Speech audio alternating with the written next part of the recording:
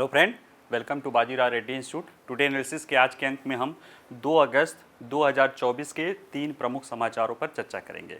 ठीक है, जिसमें से पहले 2 समाचार एक ही मुद्दे के 2 पार्ट हैं, हालांकि दोनों अलग अलग हैं। दोनों को समझने की कोशिश करेंगे। जिसमें से पहला है, कल सर्वोच्च न्यायालय की 7 सदस्यीय संविधान पीठ ने एक अपना ऐतिहासिक निर्णय दिया, जिसमें उसने कहा कि राज्य सरकार अनुसूचित जाति के कैटेगरी में सब कैटेगराइजेशन या उपवर्गीकरण कर सकते हैं।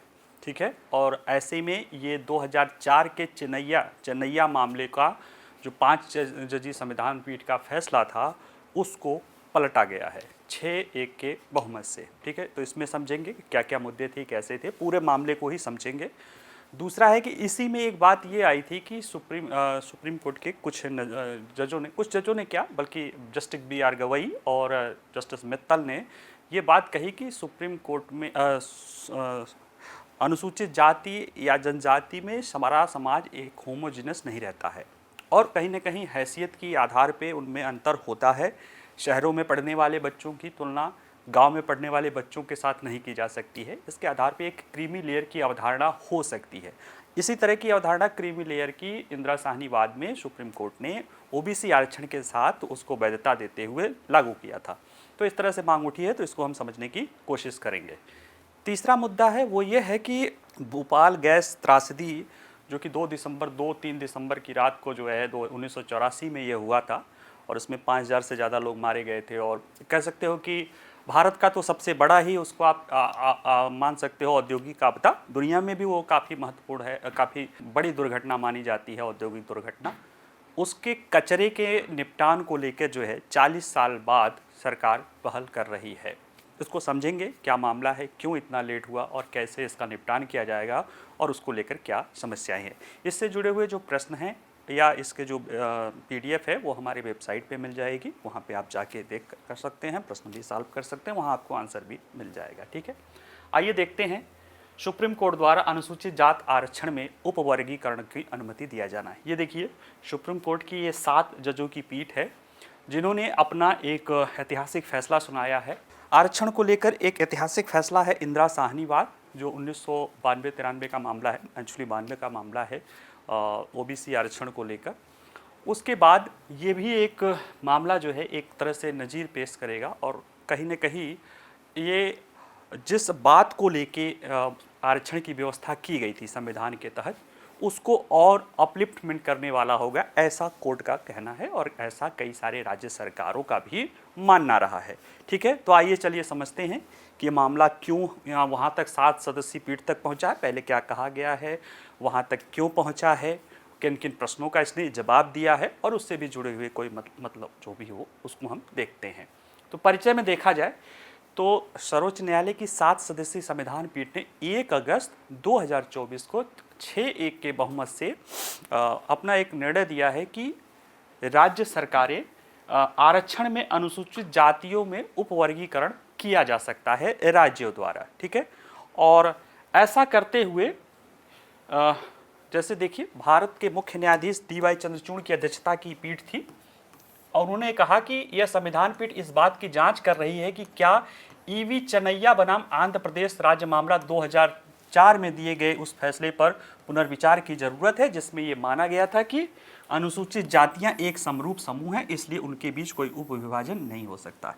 तो इस फैसले में कोर्ट ने कहा कि ऐतिहासिक और अनुभव साक्ष्य संकेत देते हैं कि अनुसूचित जातियां एक समरूप दर्जा नहीं है, उनमें एक समान आप उनको नहीं कह सकते हैं। जैसे चीफ जस्टिस ऑफ इंडिया का कहना है कि ये जो अनुसूचित जाति का जो एक वर्गीकरण है वो एक काल्पनिक वर्गीकरण है। ऐसा नहीं कि संविधान के पहले एक कोई अनुसूचित जाति जैसा एक समूह था, हाँ, एक उनके साथ एक समूह था, एक व्यापक, जिसके साथ अस्पृश्यता होती थी, लेकिन वो एक समान नहीं था।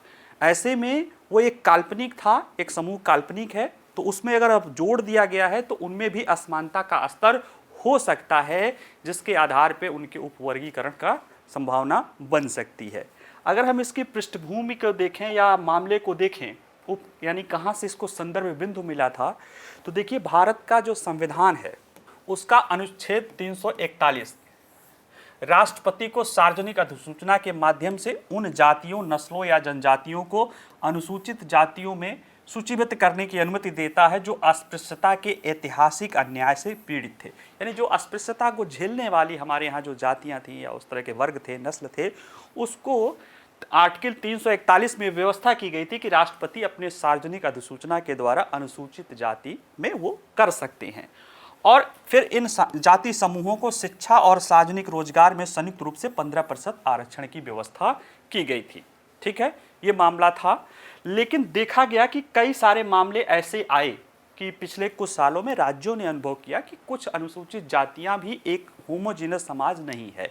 उनमें में कुछ वर्गों को ही उसका विशेष फायदा मिलता रहा, जबकि उनके जो और वर्ग थे, अनुसूचित जाति के ही और वर्ग थे, वो पिछड़ रहे थे। ऐसे में राज्यों ने क्लासिफिकेशन या सब क्लासिफिकेशन या उपवर्गीकरण का पहल किया। इसमें से सबसे पहला पहल 1975 में पंजाब ने किया। उन्होंने मजहबी सिख और वाल्मीकि समुदाय को अन्य अनुसूचित जाति से अलग करके वो प्राथमिकता फर्स्ट यानी प्राथमिकता में प्रथम श्रेणी पर रखते हुए उनके लिए व्यवस्था किया। और ये लगभग 30 साल तक चलता रहा, जब तक कि 2004 में A.V. चन्नैया बनाम आंध्र प्रदेश राज्य में सुप्रीम कोर्ट के 5 सदस्यीय संविधान पीठ ने ये नहीं कह दिया कि राज्य ऐसा नहीं कर सकता। इसके बाद पंजाब का ये मामला यहाँ तक चलते हुए पहुँचा है 7 सदस्यीय संविधान पीठ तक। अभी उस मामले को देखते हैं। इसके पहले मैं थोड़ी सी चीज़ें बता दूँ कि जब मैं 20 जनवरी 2024 को इसी मामले पर मैं ये क्लास ले रहा था, उसमें एक मामला था कि केंद्र सरकार ने कैबिनेट सचिव की अध्यक्षता में अनुसूचित जातियों के ही उपजातियों में या उसके लिए बेहतरी करने के लिए एक समिति गठित की है, क्योंकि मडिगा समुदाय जो है आंध्र प्रदेश की, वो प्रधानमंत्री से मिलकर इस तरह की मांग कर रही है और भी बहुत सारे राज्यों द्वारा ये किया जा रहा था। इसके पीछे देखो आरक्षण की व्यवस्था को समझना पड़ेगा, तो मैं इसको थोड़ा सा आप उसको एक ज़्यादा आसानी से समझने के लिए आपको बहुत बेसिक पे जाना पड़ेगा कि हम लोग जो भी लोग हैं, हम लोग सोशल हैं लेकिन हैं तो एनिमल। यानी वहाँ पे क्या, अगर एनिमल जानवरों की व्यवस्था में देखो कि एक माँ के ही 4-5 संतान हो, उनमें से अगर जन्म के समय या किसी कारण कोई कमज़ोर बच्चा रह जाता है तो उस बच्चे के जीवित रहने की संभावना समाप्त हो जाती है या वो और भी कमज़ोर होता रहता है, क्योंकि जो उसके साथी संगाती हैं माँ के दूध पीने से लेके आगे भी उसको बहिष्कृत करते रहते हैं। और ये जंगल का कानून है, इसी को सर्वाइवल ऑफ द फिटेस्ट कहते हैं। लेकिन चूंकि हम सोशल एनिमल ही हैं, सो हम किसी को पीछे नहीं छोड़ सकते हैं। ऐसे में समाज के भी बहुत सारे एक वर्ग हैं, बहुत सारी जातियां हैं, जिसमें से कुछ साधन संपन्न हो जाती हैं, कुछ पिछड़ी रह जाती हैं या उनके पास साधन या ताकत नहीं रहती है रिसोर्स तक। ऐसे में एक संभावना, अगर कुछ भी राज्य न करे तो ये संभावना रहती है कि जो ताकतवर जातियां हैं वो लायन शेयर, वो ज़्यादा शेयर अपने पास रख लेगा और जो कमज़ोर है वो कमज़ोर होती जाती है और हाशियाकृत उसका होती जाती है, जब तक कि राज्य इंटरफियर न करे अफर्मेटिव एक्शन के तहत। और इसी अफर्मेटिव एक्शन के लिए कि सभी को बराबरी का दर्जा मिलता रहे, कुछ कमज़ोर वर्गों को विशेष जो है व्यवस्था के तहत आरक्षण की बात की जाती है। ठीक है, ये बेसिकली अफर्मेटिव एक्शन की ये होती है कि वो पिछड़ता न जाए, क्योंकि एक सामान्य नेचर है कि एक बताया ना कि जैसे जंगल के कानून में देख लो तो वैसे ही है कि जो कमज़ोर होता है वो कमज़ोर होता जाएगा, लेकिन राज्य या हम मानव ऐसा नहीं कर सकते हैं। और एक अगर वेलफेयर स्टेट है तो वो तो बिल्कुल ही ऐसा नहीं कर सकता है। लेकिन ये चीज़ें सिर्फ एक बार अफर्मेटिव करने से रुक नहीं जाती है। अफर्मेटिव करने के बाद भी उसमें एक ग्रुप होता है, एक व्यवस्था होती है, जैसे कि किसी को आरक्षण दे दिया गया, किसी समूह को, या एक ही समूह को दिया, एक ही जाति में कुछ और बन जाएंगे, या और कई सारी जातियों में है, जैसे अनुसूचित जनजातियों में कोई एक ही जनजाति नहीं है, या पिछड़े वर्गों में कोई एक ही वर्ग नहीं, बहुत सारे वर्ग हैं, उसमें फिर जो ज़्यादा ताकतवर होता है वो उसका लाभ वो चलने लगता है। ऐसे में अफर्मेटिव एक्शन के साथ क्रीमी लेयर और सब कैटेगराइजेशन की अवधारणा को आपको अपनाना ही पड़ेगा, नहीं तो फिर वो उसमें भी भेदभाव होने लगता है। यही बात जस्टिस गवई ने अपनी बात में कही, या अन्य न्यायाधीशों ने भी कहा कि आरक्षण की स्थिति अगर भारत के संदर्भ में देखा जाए तो जनरल ट्रेन के डिब्बे के समान है, जिसमें क्या होता है कि पहले यात्री चढ़ने के लिए जब चढ़ने की कोशिश करता है तो उसके अंदर वाला, यानी जब आरक्षण पहली बार किसी को मिल रहा होगा तो जो जिनको पहले लाभ मिल रहा होगा वो विरोध करना शुरू करते हैं, लेकिन एक बार वो चढ़ जाता है तो वह दूसरे को आने नहीं देता। वही व्यक्ति जो चढ़ने के लिए डिब्बे में कोशिश कर रहा होता है और लगता है कि अंदर वाला हमारे साथ गलत करता है, जब एक बार चढ़ जाता है तो अब और लोगों को आने नहीं देता है, क्योंकि वो फिर कहीं यही सोच होती है। ऐसे में बिना क्लासिफिकेशन और बिना क्रीमी लेयर को लेकर काम नहीं कर, तो इसी सब चीज़ों को आधार बनाते हुए कोर्ट ने ये कहा है। तो ये समझ लीजिए कि अफर्मेटिव एक्शन के साथ आपको सब कैटेगराइजेशन और क्रीमी लेयर को करना ही पड़ेगा, क्योंकि एक समय के साथ कुछ वर्ग हैं जो उनमें जो ताकतवर वर्ग होते हैं वह जो है सत्ता का मलाई खाने लगते हैं, फिर वो अन्य वर्गों को नीचे जाने नहीं देते हैं। ऐसे में उन्हें हटाने के लिए व्यवस्था करनी। इंदिरा साहनीवाद में तो ओबीसी के लिए क्रीमी लेयर की अवधारणा पहले ही कर दी गई है, कई सारे राज्यों ने अपने यहाँ भी ये व्यवस्था कर दी है। अनुसूचित जाति को लेकर भी राज्यों में पहल की थी, वही कि कुछ वर्ग ज़्यादा, और इसके अनुभव उसमें भी हैं, अनुभव आधारित तथ्य है, फैक्ट है, आंकड़े हैं, यूं ही नहीं कि ऐसी चीज़ें हैं। ठीक है, तो आइए चलिए देखते हैं कि जो पंजाब वाला मामला हुआ है, यानी उपवर्गीकरण के कानूनी मामले की शुरुआत सबसे पहले 1975 में हुआ था पंजाब सरकार में। ठीक है, पंजाब सरकार ने उस समय के 25% वहाँ पे एससी आरक्षण का कोटा है, क्योंकि सबसे ज़्यादा परसेंटेज वाइज अनुसूचित जाति जो है पंजाब में पाई जाती हैं। संख्या के आधार पे आपके उत्तर प्रदेश है, लेकिन जनसंख्या के प्रतिशत के रूप में पंजाब में सबसे ज़्यादा है। तो वहाँ पे उनको 25% आरक्षण की व्यवस्था दी गई थी, लेकिन देखा गया था कि उसके कुछ पर्टिकुलर वर्ग तक ही जो है वो जातियाँ जो पहले से अंग्रेजों के समय कुछ शिक्षित हो गई थी, कुछ आर्थिक स्थिति उत्पन्न हो गई थी, उन्होंने उसका फ़ायदा उठाया, सरकारी नौकरियों और जो भी सुविधाएं दे रही थी उस तक पहुँची थी। तो सरकार ने इसको ध्यान में रखते हुए आरक्षण को 2 श्रेणियों में विभाजित कर दिया। एक है पहली श्रेणी में, इसमें सीटें केवल वाल्मीकि और मजहबी सिख समुदायों के लिए आरक्षित थी, जो राज्य में आर्थिक और शैक्षिक रूप से सबसे पिछड़े समुदायों में सिर्फ 2 माने जाते थे। यानी अनुसूचित जाति सबसे पिछड़ा माना ही जाता था, उसमें भी 2 सबसे जो पिछड़े समुदाय हैं उनको प्रायोरिटी श्रेणी 1 में रखा, और इन्हें शिक्षा और सार्वजनिक रोजगार में किसी आरक्षण के लिए पहली प्राथमिकता दी जाने लगी। दूसरी श्रेणी में बाकी ऐसे समुदाय शामिल थे जिन्हें यह अधिमान विचार नहीं मिला हुआ था, और इस तरह से ये व्यवस्था चली। ये व्यवस्था लगभग 30 वर्षों तक, 29 वर्षों तक चलती रही, यानी उपवर्गीकृत, यानी देखा जाए जब तक कि एक मामला आया था वर्ष 2004 में 5 न्यायाधीशों की संविधान पीठ ने वर्ष 2000 में आंध्र प्रदेश सरकार ने एक वहाँ पे कानून पास करके वहाँ भी इसी तरह का व्यवस्था वर्गीकरण किया था। यानी 75 वाले वाद को लेकर हाई कोर्ट में यानी कोई मामला नहीं था, लेकिन आंध्र प्रदेश ने वर्ष 2000 में इसी तरह का मामला लेकर आया था। वहाँ पे मडिगा और माला समुदाय है, तो माला समुदाय के ही किसी व्यक्ति ने उसके विरोध में आए थे, और उस समय चेन्नैया वाद 2004 में इसको कोर्ट ने कहा था कि ये गलत है, और उसके बाद हम इस वाद को समझें कि उसके बाद ही सारी कहानी हुई। तो आइए इस वाद को समझते हैं। तो देखिए, ईबी चेन्नैया बनाम आंध्र प्रदेश राज्य मामले में सुप्रीम कोर्ट ने तर्क दिया कि समानता के अधिकार का ये उल्लंघन है, और आंध्र प्रदेश अनुसूचित जाति आरक्षण का युक्तिकरण अधिनियम 2000 को समानता के अधिकार का उल्लंघन मानते हुए रद्द कर दिया था सुप्रीम कोर्ट की 5 सदस्यीय संविधान पीठ ने। सर्वोच्च न्यायालय ने माना कि उपवर्गीकरण इस श्रेणी के समुदायों के साथ अलग व्यवहार करके समानता के अधिकार का उल्लंघन करेगा, और कहा कि एससी सूची को एक एकल समरूप समूह के रूप में माना जाना चाहिए, होमोजेनस समूह के रूप में माना जाना चाहिए। इस चीज को आधार बनाते हुए कोर्ट ने आंध्र प्रदेश के इस अधिनियम को रद्द कर दिया। अब ये अधिनियम रद्द हुआ, इसके बाद इस मामले को लेकर एक व्यक्ति जो है, और हाँ, इसमें पहले ये भी देख लेते हैं, इसमें कहा गया कि संविधान का अनुच्छेद 301 तो समानता का अधिकार, दूसरे संविधान का अनुच्छेद 341 जो राष्ट्रपति को अनुसूचित श्रेणी का उसमें शामिल करती है। ऐसे में ये कहा गया कि राष्ट्रपति की सूची में राज्य कैसे हस्तक्षेप कर सकते हैं वर्गीकरण करके, क्योंकि राष्ट्रपति वर्गीकरण नहीं कर रहा, तो राज्य कैसे वर्गीकरण के हस्तक्षेप कर सकते हैं। इस तरह से समानता के अधिकार और आर्टिकल 341 का उल्लंघन मानते हुए उसको रद्द कर दिया। इसके 2 साल बाद पंजाब और हरियाणा उच्च न्यायालय में डॉक्टर किशन पाल बनाम पंजाब राज्य ने 1975 की जो पंजाब की अधिसूचना थी उसको रद्द करने को एक हुआ, और कोर्ट ने, हाई कोर्ट ने, पंजाब और हरियाणा हाई कोर्ट ने उसे रद्द कर दिया। इस फैसले के खिलाफ यानी 2014 के फैसले के खिलाफ 2014 में दविंदर सिंह बनाम पंजाब राज्य मामले में सुप्रीम कोर्ट में यह निर्धारित किया कि इसकी सुनवाई अपील हुआ और इसे कहा कि इसे एक लार्जर बेंच सुनेगी, एक संविधान पीठ सुनेगी।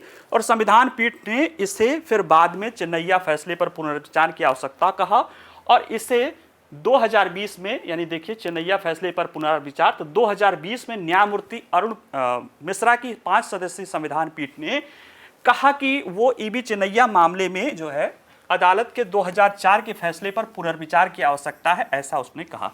थोड़ा सा हम बच्चों को जो नए हैं बता दूं, सुप्रीम कोर्ट में जैसे फैसला कोई होता है तो सामान्य पीठ होती है, 2 की 3 की पीठ होती है। अब जैसे 3 ने देखा कि ये मामला संविधान का है तो उसे संविधान पीठ को भेज दिया। संविधान पीठ मिनिमम 5 सदस्यों की होती है, 5 जजों की संविधान पीठ होती है सुप्रीम कोर्ट की। अब अगर उसमें कोई जैसे 5 जजों की पीठ का फैसला था, अब उसको ध्यान दे सकता है 5 जजों की पीठ। अब 5 जजों की पीठ उसको देखेगी, अब उसको लगता है कि नहीं मामला सही है तो कोई दिक्कत नहीं, उसको ओके कर देगा। अब उसको लगता है कि नहीं इसका पुनर्विचार करना है, तब वो 5 जजों की पीठ पुनर्विचार नहीं कर सकती, उसको जिस पीठ का फैसला बदलना है उससे बड़ी पीठ को यानी 7 जजी पीठ को, सदस्यीय पीठ के लिए ये दिया गया था। और देखिए इसमें कहा भी क्या था, क्यों दिया गया था, उसने कहा था कि राज्य मूक दर्शक नहीं बन सकते हैं और कठोर वास्तविकता के प्रति अपनी आंखें बंद नहीं कर सकते हैं। इसने कहा कि अनुसूचित जातियां एक सजातीय समूह नहीं है और इसमें असहमति जताई कि अनुसूचित जाति, अनुसूचित जनजाति और सामाजिक शैक्षणिक रूप से पिछड़ों की वर्गों की सूची जो में असमानताएं हैं, ऐसे में इसको बदलना चाहिए। इसको लेकर उस फैसले को बदलाव के लिए पीठ में दिया गया था। पीठ में बाद में फैसला आया था कि इसको कैसे किया जाए। उसके पहले ही एक 2018 में जनरल सिंह वाद में क्रीमी लेयर की भी बात आ गई थी पदोन्नति में आरक्षण के मामले को लेकर।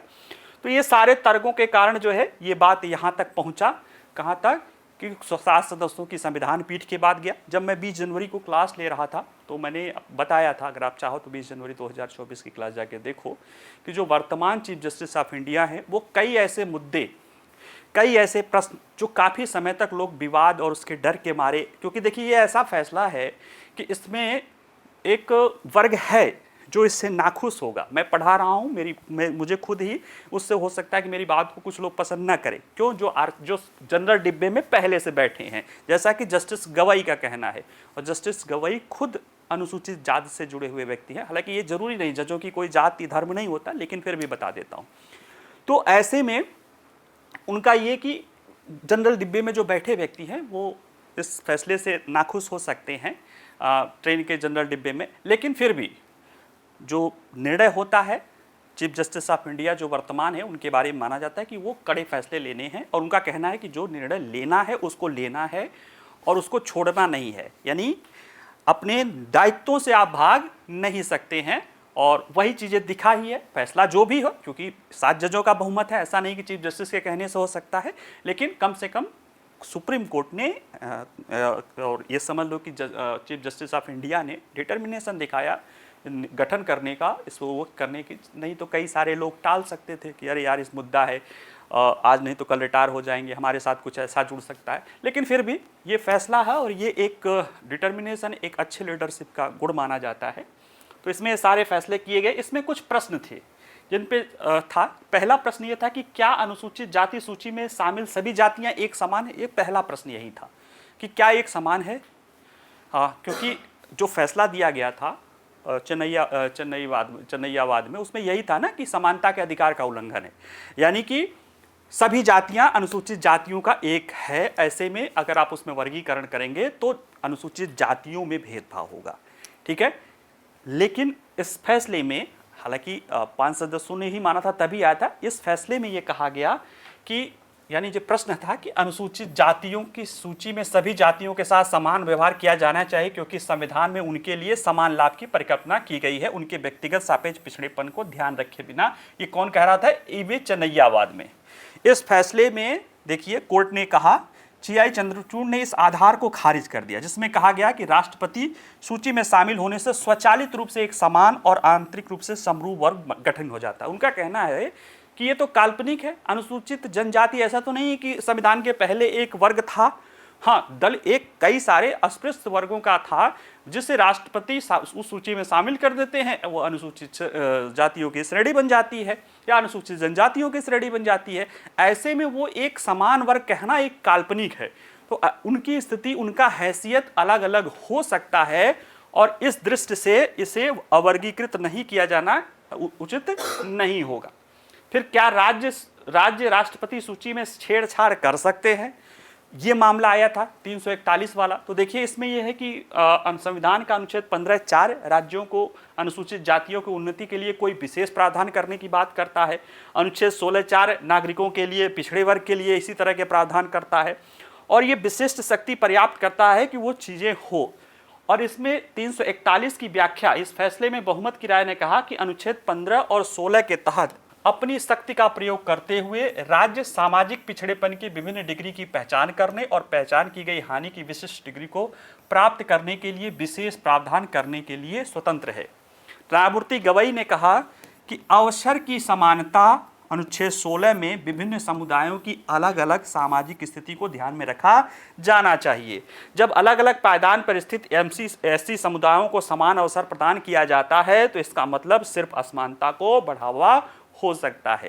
देखिए आरक्षण की विशेष जो है आया ही इसीलिए था।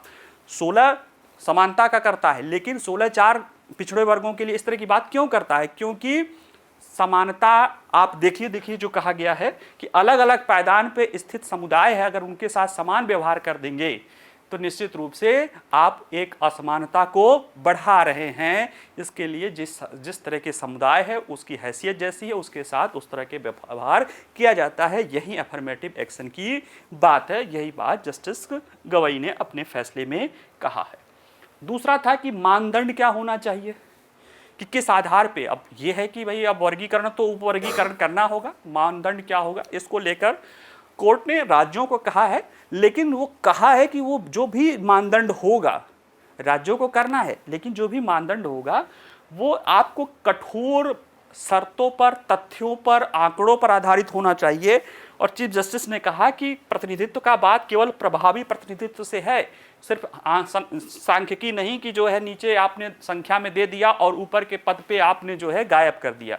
तो ये कुल मिला के कठोर उस पे होगा और इस फैसले को, यानी जो भी राज्य वर्गीकरण करेगा निश्चित रूप से वो न्यायिक समीक्षा के दायरे में रहेगा। तो ये पूरा मामला रहा है इस सुप्रीम कोर्ट का अनुसूचित जाति अनुसूचित जनजाति के उप वर्गीकरण को लेकर मामला। ठीक है, इसको आप लोग देख लीजिएगा। दूसरा है इसी से जुड़ा हुआ, जस्टिस गवई ने और जस्टिस मित्तल ने एक बात कहा था, वो ये कहा था कि अनुसूचित जातियों और जनजातियों में भी क्रीमी लेयर की पहचान का मुद्दा। जैसे जस्टिस मित्तल ने कहा था कि क्या सेंट स्टीफन कॉलेज में पढ़ा हुआ बच्चा, यानी किसी अनुसूचित जाति समुदाय का IAS IPS का बच्चा या संभ्रांत वर्ग का बच्चा जो सेंट स्टीफन्स में पढ़ रहा है, या कोई बच्चा जो गांव के या किसी रूरल एरिया में किसी विद्यालय में पढ़ रहा है, किसी कॉलेज में पढ़ रहा है, उन दोनों की स्थिति में समानता हो सकती है? बिल्कुल नहीं हो सकती है, ऐसा उनका कहना है। और उन्होंने कहा कि इसको लेकर अनुसूचित जाति जनजाति में भी एक क्रीमी लेयर की अवधारणा होनी चाहिए, ऐसा जस्टिस गवई ने कहा था। और जैसा मैं पहले ही अभी न्यूज़ बता रहा था, ये कहा था कि अफर्मेटिव एक्शन के साथ साथ क्रीमी लेयर और सब कैटेगराइजेशन की अवधारणा जुड़ी हुई है। बिना इसके आप उन जिस वर्गों के लिए आप विशेष प्रावधान करते हैं उन वर्गों में भी एक विशेष वर्ग बन जाएगा जो नीचे विकास को नहीं जाने देगा। तो अगर नीचे विकास को ट्रिकल डाउन जाना है तो आपको मलाई वाले परत को हटाते रहना पड़ेगा, ताकि विकास या जो लाभ है वो नीचे रिस्क या जाता रहे। ठीक है, तो आइए जरा हम इसको समझने की कोशिश करते हैं कि चर्चा में क्यों है। तो देखिए, सर्वोच्च न्यायालय ने 1 अगस्त को अनुसूचित जातियों और जनजातियों के उपवर्गीकरण की अनुमति दे दी है, ताकि इन समुदायों के भीतर अधिक पिछड़े लोगों के लिए अलग से कोटा निर्धारित किया जाए।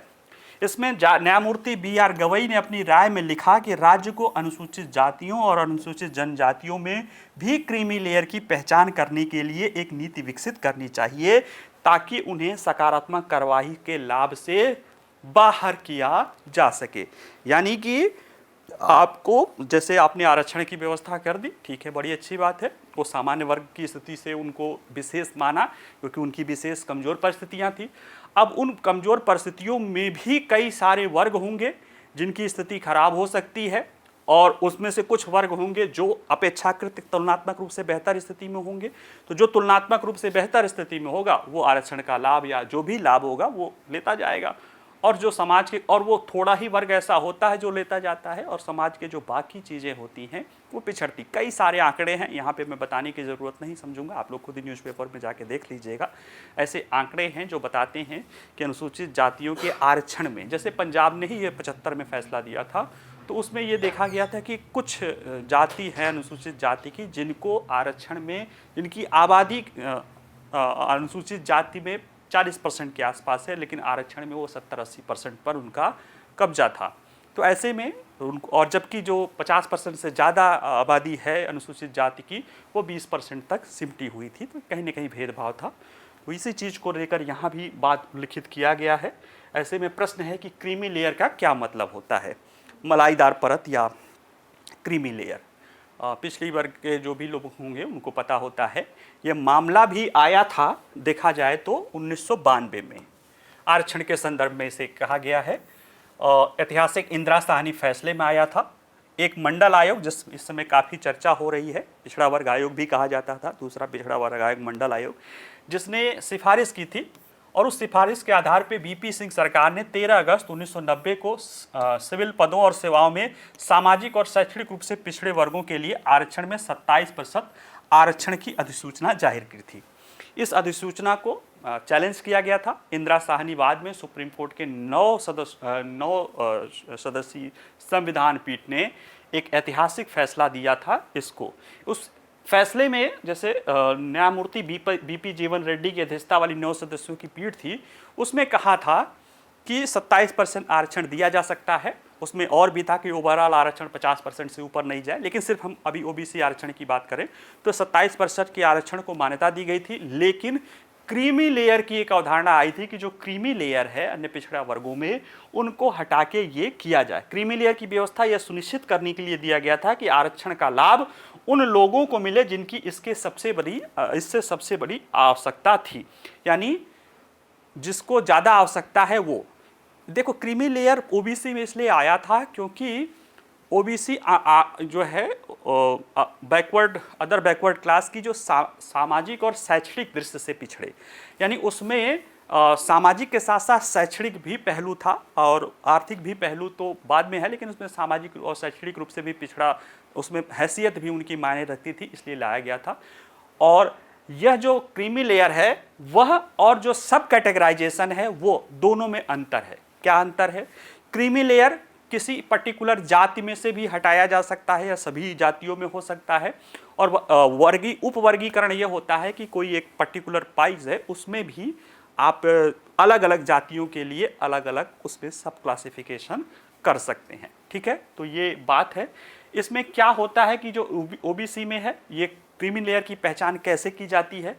तो देखिए, ये पहचान करने के लिए जब ये गठित हुआ था उसके बाद एक सेवा न्यायमूर्ति नामनंदन प्रसाद की अध्यक्षता वाली एक विशेषज्ञ समिति गठित किया गया था। इस फैसले के बाद केंद्र सरकार ने गठित किया था।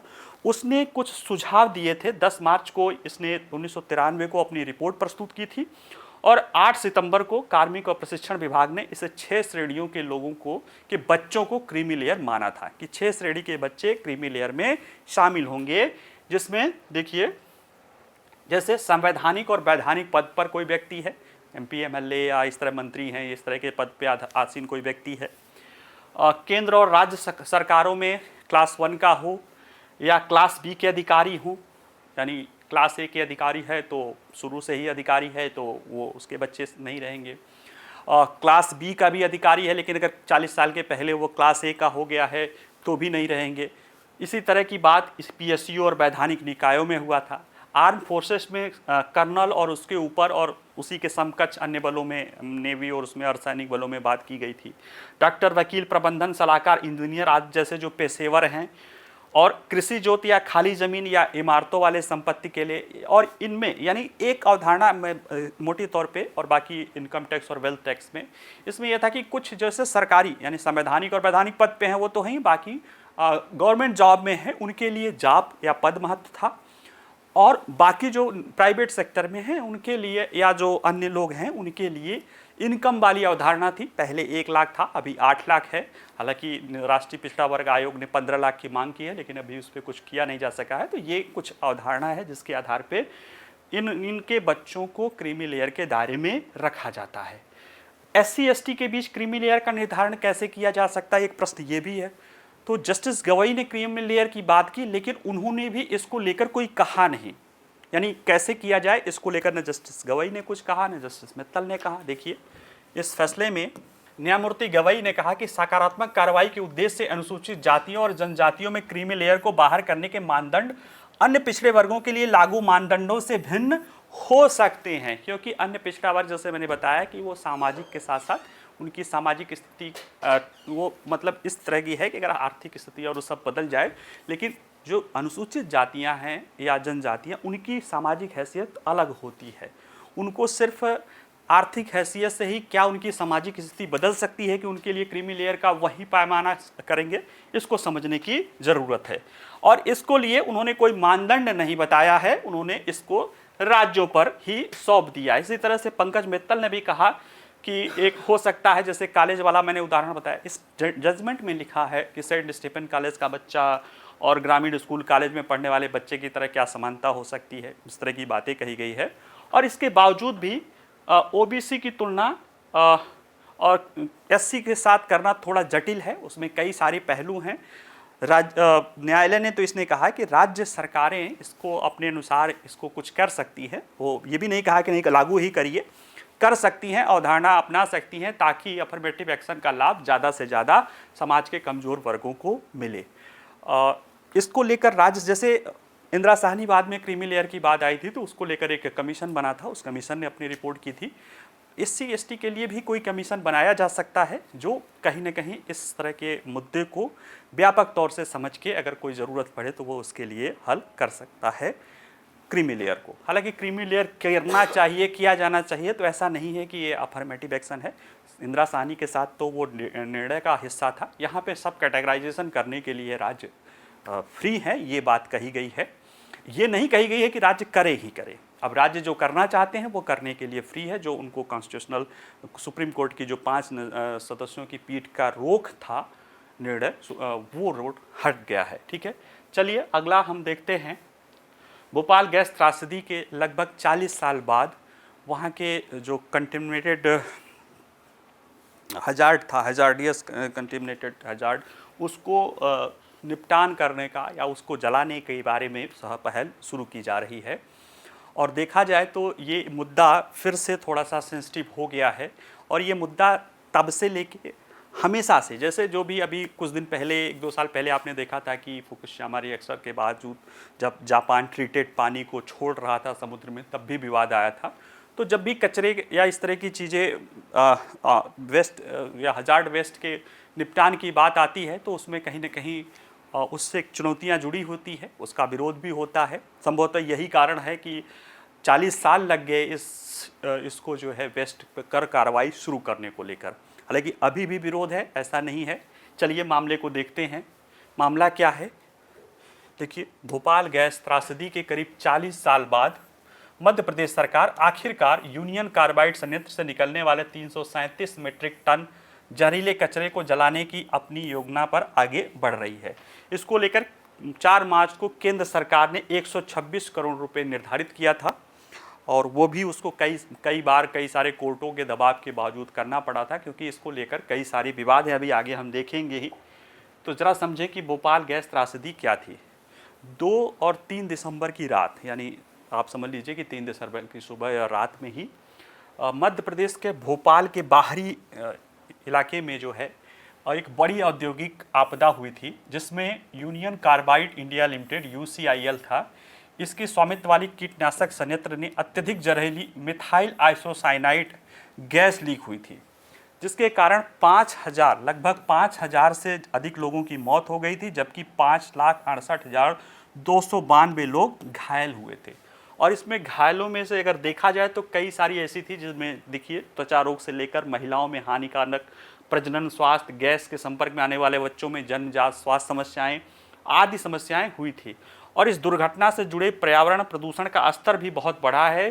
कारखाने के आसपास के जल स्रोत दूषित हो गए हैं और कई सारे हैंडपंपों को बंद कर दिया गया है, यानी जल का भी प्रदूषण हुआ और मिट्टी में भी प्रदूषण हुआ है, जिसके कारण वो पूरा इलाका जो है, जो पूरा प्लांट था और उसके आसपास के इलाके को जो है हजारडियस उसको माना गया है। अब ये प्रश्न है कि 40 साल बाद ये शुरू क्यों हो रहा है। देखिए 84 में ये मामला शुरू हुआ था, यानी मतलब ये घटना हुई थी, उसके 20 साल बाद 2004 में एक कार्यकर्ता थे, वो मध्य प्रदेश के उच्च न्यायालय में एक याचिका दायर कर रहे थे और उन्होंने याचिका दायर करके कहा कि इस साइट पे प्रदूषण के लिए डाउ केमिकल्स, देखिए यूनियन कार्बाइड इंडिया लिमिटेड जो है, यूनियन कार्बाइड एक कंपनी है रही है अमेरिका की, उसकी सब्सिडरी थी, बाद में वो डाउ केमिकल्स उसको अधिग्रहण कर लिया है। तो डाउ केमिकल से कहा कि वो इसके लिए जिम्मेदार ठहरा जाए और तत्काल सफाई के लिए व्यवस्था की जाए। ऐसे में हाई कोर्ट ने ही भारत सरकार के रसायन और पेट्रोकेमिकल विभाग के सचिव की अध्यक्षता में एक टास्क फोर्स गठित किया था कि इसके बारे में क्या किया जा सके।